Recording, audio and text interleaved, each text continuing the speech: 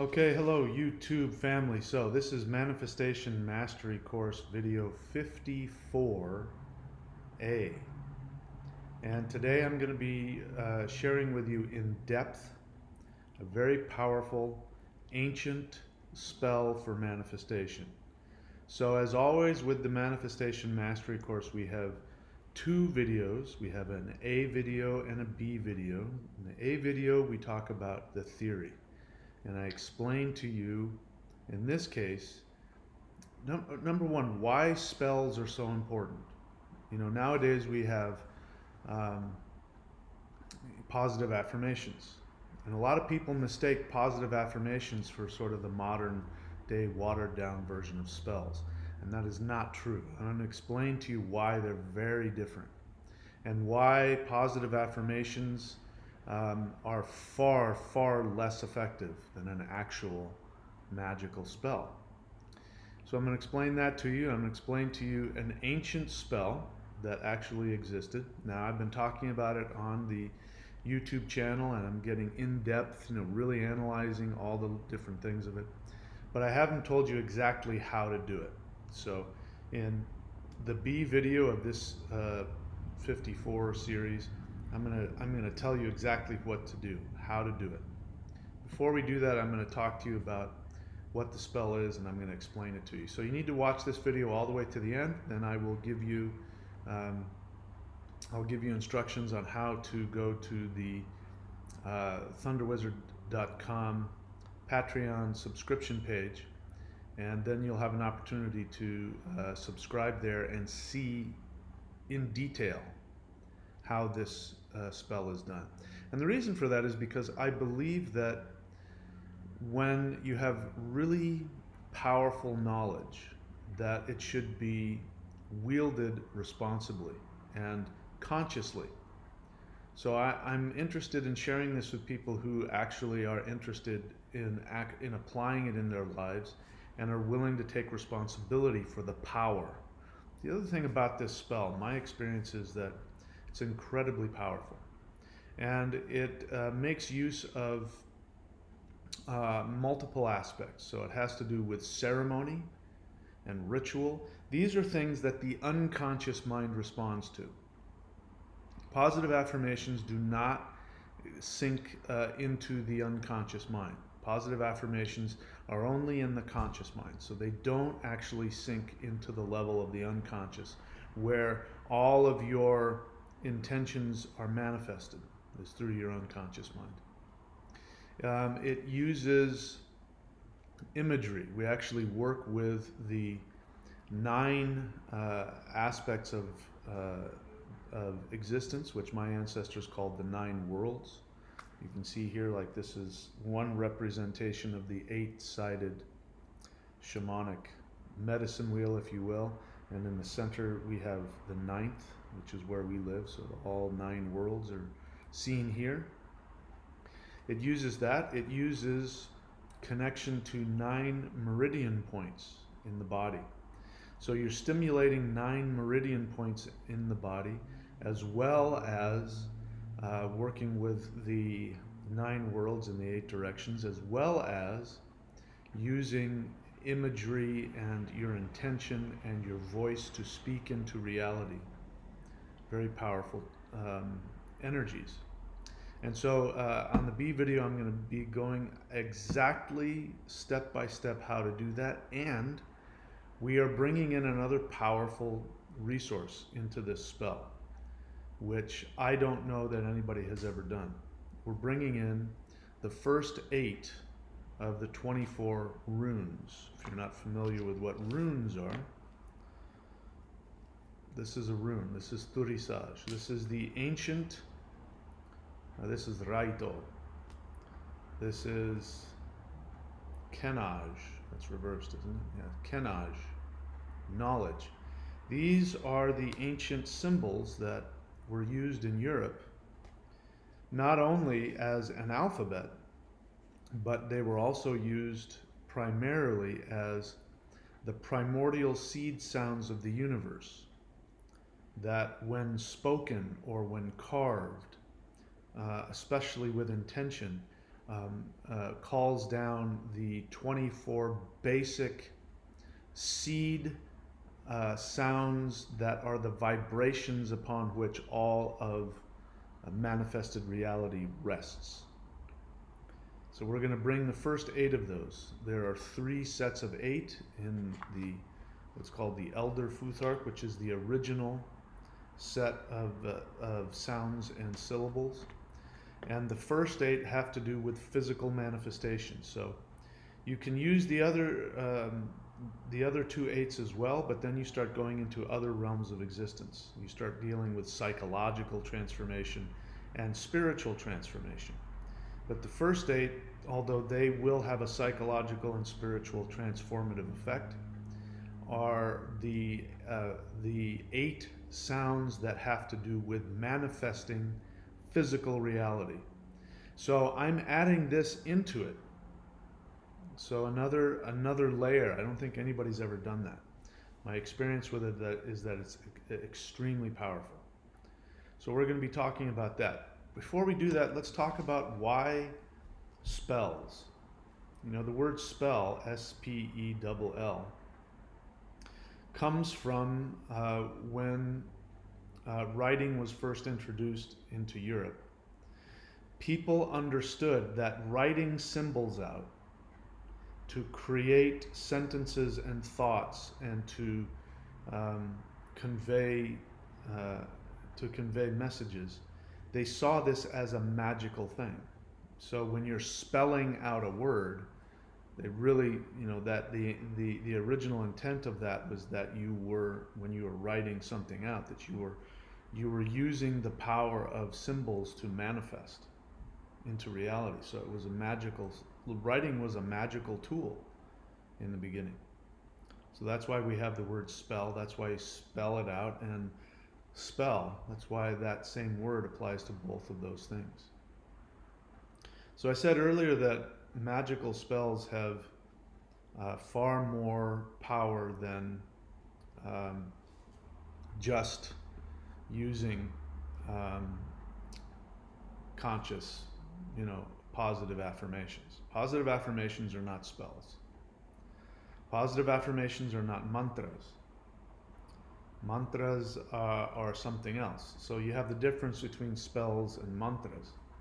A spell can be a mantra, and vice versa, but they're not always the same.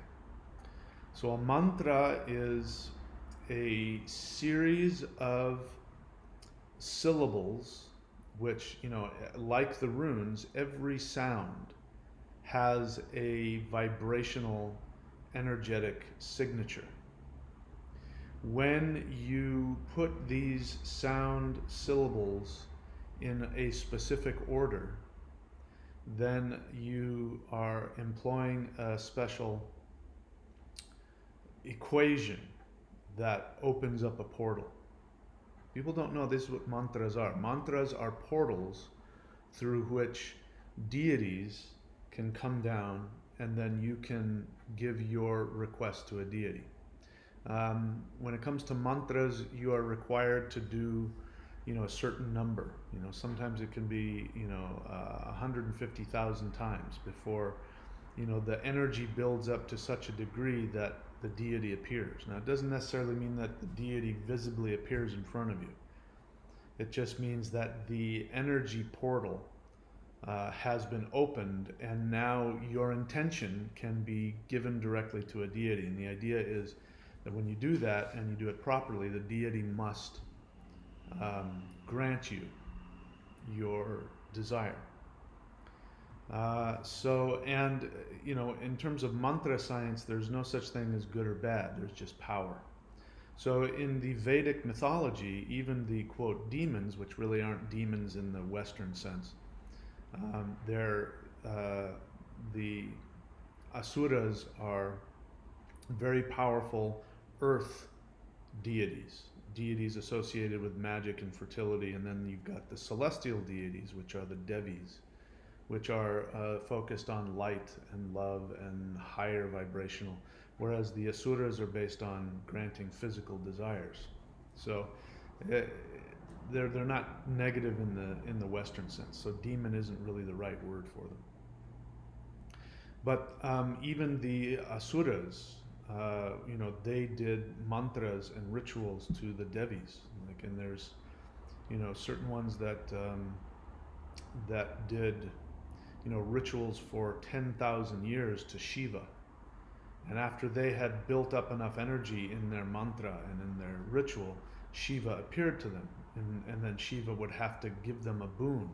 So this is how lots of the asuras gained power over physical reality, and they ruled the world, was because they were able to open up that portal to such a degree where Shiva appeared and Shiva had to give them what they asked for. So this is the idea behind spells and rituals. And this is how mantras work. Mantras are, as I said, these are sound equations that, when put together in the proper order, can create a portal. I've experienced this also in African shamanic drumming. Same thing, African shamanic drumming is not a bunch of people sitting around and just, playing djembes. That's not African drumming. Traditional African drumming is very precise, and the ensemble, each one has a specific rhythm, which was once a chant, which then they've put onto drums. When these chants come together and are done in the proper order and in the proper sequence, they open a portal to the orishas, which are the divine ancestors. And I, as I've taught classes and played these rhythms, you can not only feel a change, but people will hear things. People will say, "Did you just hear children laughing?" "No, I heard bells." "No, somebody walked in the front door. I didn't see them, but I heard the door close and it didn't move, and then I felt them walk by and I could hear the bells as they walked by." "No, I heard somebody laughing." This is the power of these kinds of magical rituals. So this spell that I'm going to share with you, which is called the spell of the 9 knots, is a way in which to open up all of the 9 worlds and the 8 directions, to have all of the entities that live in each one of these 9 worlds and 8 directions to completely focus on your intention. This also represents the 9 aspects of your personality. And as I said, I'm going to be sharing with you special power points on the body, meridian points that you can stimulate with each one of the directions, which you'll see when you do it. You'll see how powerful it is. And it is a very powerful spell in and of itself. And then on top of it, I'm bringing in the first 8 runes. And so, this is extremely powerful. This is why I am, I'm giving this out, but I only want people who are serious about it. So that's why when we're done with this video, I'm going to send you to the subscription site, so that if you're serious about having this kind of power, you can subscribe and get access to that. So this spell, so I've talked to you about mantras. The mantras can be done, you have to do it a certain amount of time, sometimes 120,000 times or 500,000 times before the energy builds up to a point where the portal opens and the deity will respond to you. I've shared with you how the asuras would do things, do rituals and postures for like 10,000 years, and then the deity would appear and have to give them their request. This is a spell that if you do it right, you only have to do it once. It has that much power. If you do it once, then and you do it properly, you have all of the 9 worlds and all of the entities of the 9 worlds focused and listening to you. Okay? So let me give you what the spell is. This spell is not hard to find. If you look for it online, you can find it in various forms. This is the form that I use, and I believe it makes the most sense and it works best. Is that it? No. Is it this? No. It's this. There it is. So this is the spell.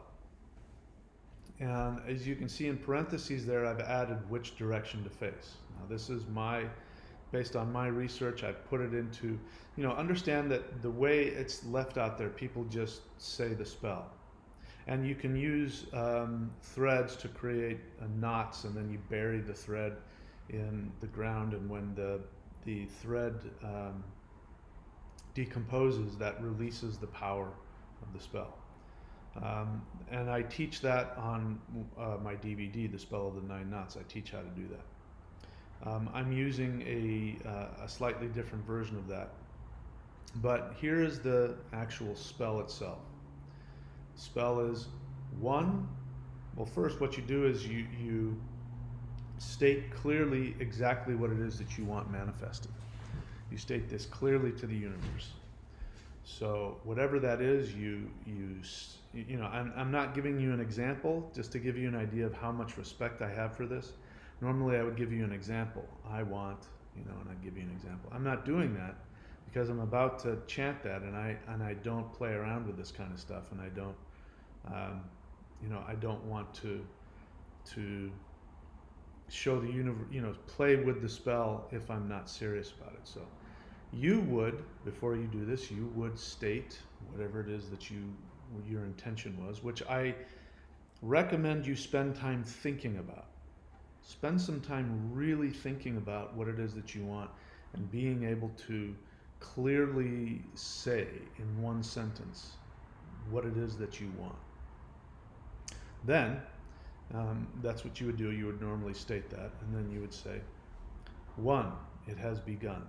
2, it shall come true. 3, it comes to me. 4, I open the door. 5, it comes alive. 6, my words are fixed. 7, by the stars of heaven. 8, release my fate. 9, it shall be mine. Now, just me doing that, I feel such power when I do that. So this is a true spell has this. A true spell is similar to a mantra in that the sequence of the words that are spoken tap into imagery in the mind and the unconscious, and it pulls you into a state where you feel that you're part of something larger than yourself. And the reason why this is different from positive affirmations, because positive affirmations are only associated with the conscious mind. So bear in mind, it's really important that you understand this. A lot of people don't, and people tell me they think positive affirmations are the way to go, and they really think positive affirmations are something magical. But the only way that positive affirmations have any power is if whatever it is that you are consciously talking about or affirming has an agreement with your unconscious mind. So bear in mind that you have 3 minds. You have your conscious mind, that's the part of you that's listening to this now, that talks, that thinks it's experiencing the world.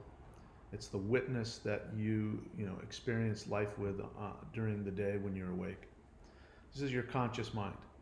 Your conscious mind doesn't have a lot of power. It only has power, as I said, if it has an agreement with the unconscious mind. So the conscious mind, you can verbally, consciously affirm whatever you want. Maybe it'll work, maybe it won't. But if your unconscious mind isn't on board, nothing will happen. Then you have the subconscious mind. The subconscious mind. Most people, when they use the word subconscious, they mean unconscious. Subconscious is not the unconscious mind. It is in between the conscious and the unconscious. And the subconscious is, for instance, the part of your mind that when somebody asks, what's your birthday? You can say your birthday, right? Without thinking about it. But you weren't thinking about it. You're not constantly trying to remind yourself of your birthday. It's in the subconscious mind, which is just beneath conscious awareness. But you have access. It's like going into a file cabinet. You can go in there and open it and pull it out. This same mind is also used when you intend your reality. So when you're meditating and thinking and imaging your reality, the subconscious mind is like a lens. Now, the subconscious mind in and of itself can't manifest things because even the subconscious mind isn't powerful enough to override the unconscious. And again, the subconscious is like a lens. So imagine you have a slide projector. Does anybody even use slide projectors anymore? A slide projector, it has a lamp and a lens, and you take a slide and you put it in between the lamp and the lens, and then the lens shines the picture onto a screen. So this is what the subconscious mind is like. If you take an intention and you put it in the subconscious mind, you are intending it into reality.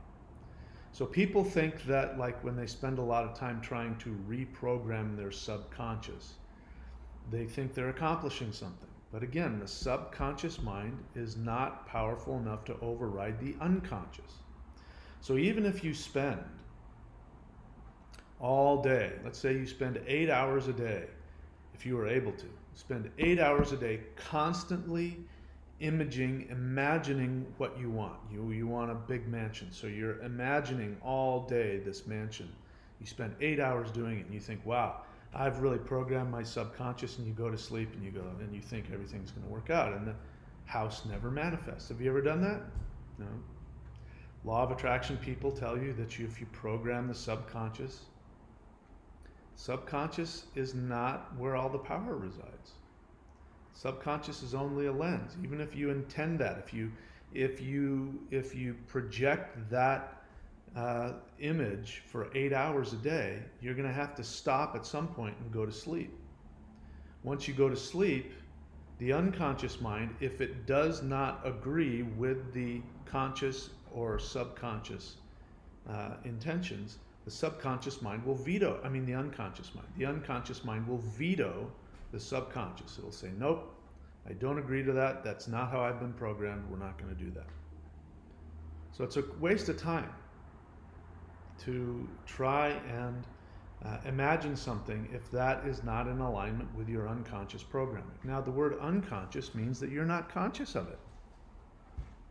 So, people are confused as to why they spend all day thinking about how they can become rich, and then they don't become rich.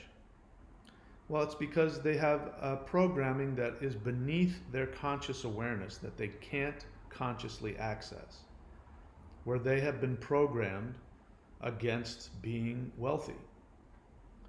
For example, let's say somebody grows up in a religious household, and the father has some kind of guilt about money. So the father walks around saying that money is evil, and that bankers are evil and rich people are evil. What happens to the little kid is even if the father doesn't say that, but he feels it, is that the unconscious mind of the kid gets programmed to believe that, and it becomes a survival instinct. So on an unconscious level, the child believes that in order to survive, they have to be poor because rich people are evil and they don't want to be evil. Now, they're not consciously aware of this. On a conscious level, they want money, they want to be rich, they're trying, but nothing happens. So this is why just positive affirmations and visualizations don't work most of the time when you're trying to change your unconscious mind. This is why mantra works. Mantra as a series of sounds, Om Namah Shivaya. It's a series of power sounds that when you, let's say if you were to do Om Namah Shivaya for 40 days, and you wanted to reprogram your understanding of wealth so that you could attract wealth into your life, then you would chant Om Namah Shivaya, and you would take your mala beads and you would chant Om Namah Shivaya, Om Namah Shivaya, Om Namah Shivaya, and you'd do that every day, 108 times every day. You would be reprogramming your unconscious mind to now change its programming. The unconscious mind responds to mantra, because mantra are powerful sound equations that go in, like antibiotics, go in and destroy negative or harmful bacteria. Mantras go in and destroy the unconscious programming.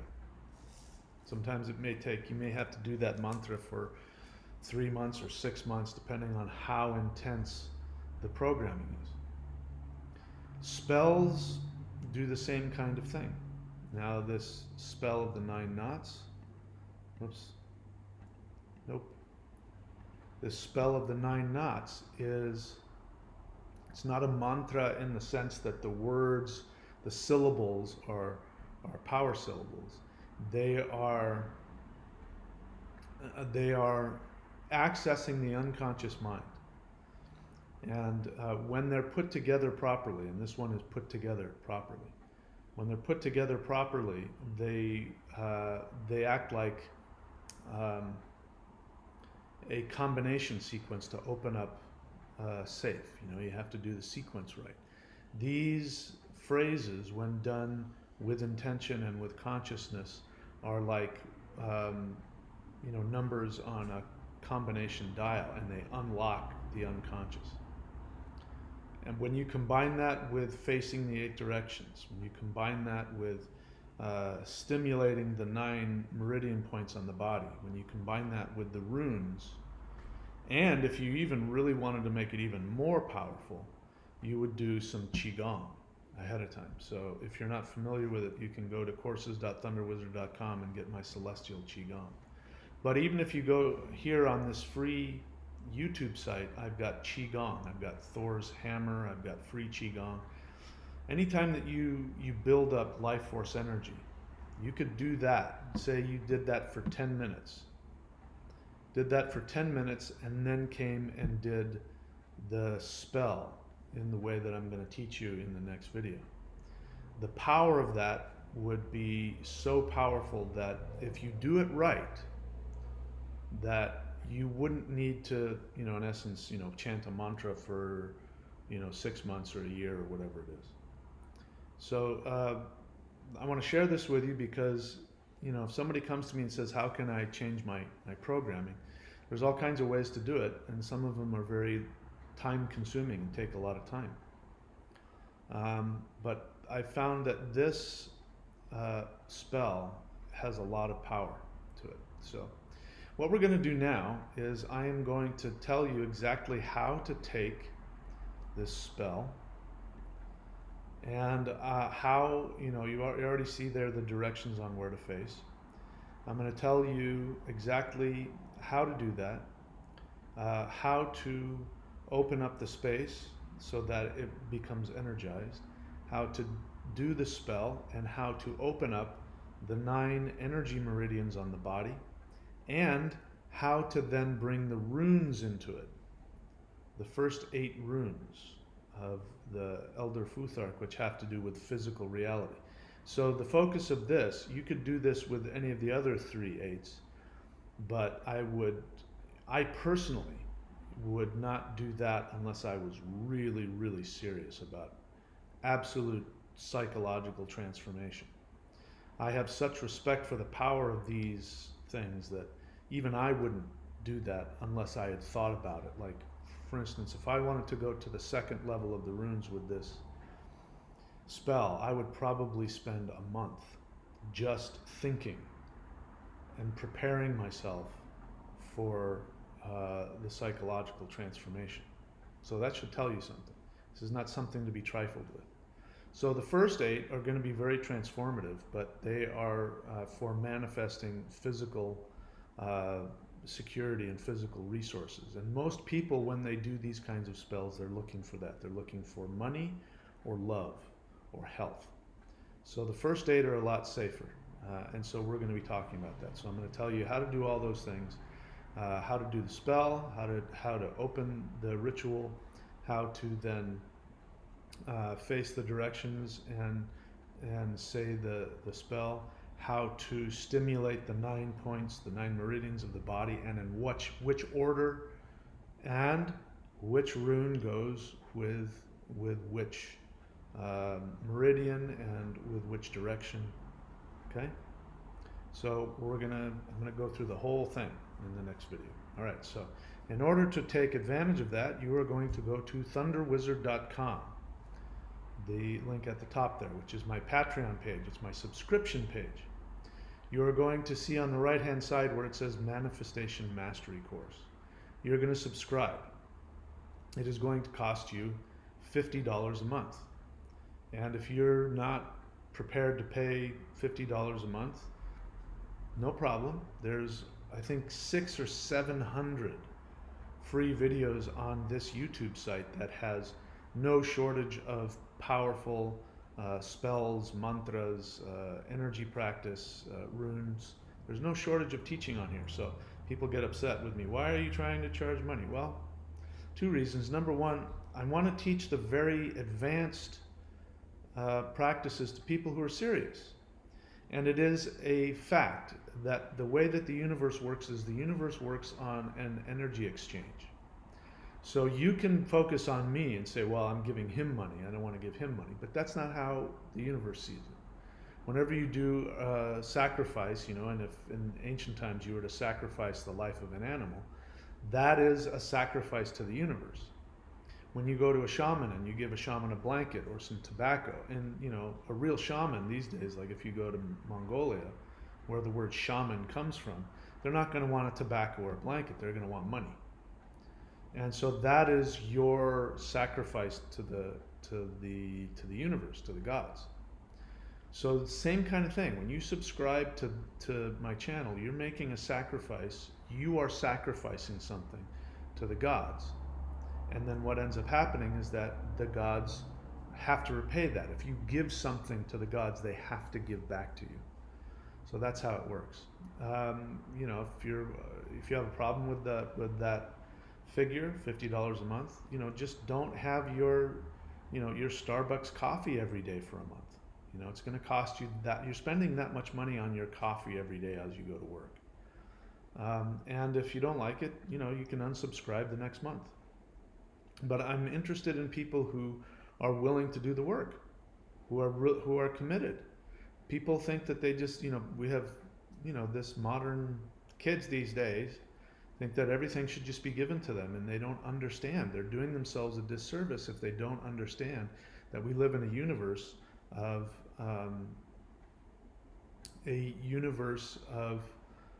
energetic exchange. So it's very important you understand that. And look, none of you work for free, unless you're independently wealthy. You want to get paid for your work, right? So you understand that concept. In any case, you're going to go to thunderwizard.com. You're going to scroll down to Manifestation Mastery Course. You're going to subscribe, and then you're going to see 54B. The second half of this, and then I'm not going to do any talking about it. I'm just going to tell you exactly what to do and in what order. Okay, so I'll see you over there at thunderwizard.com.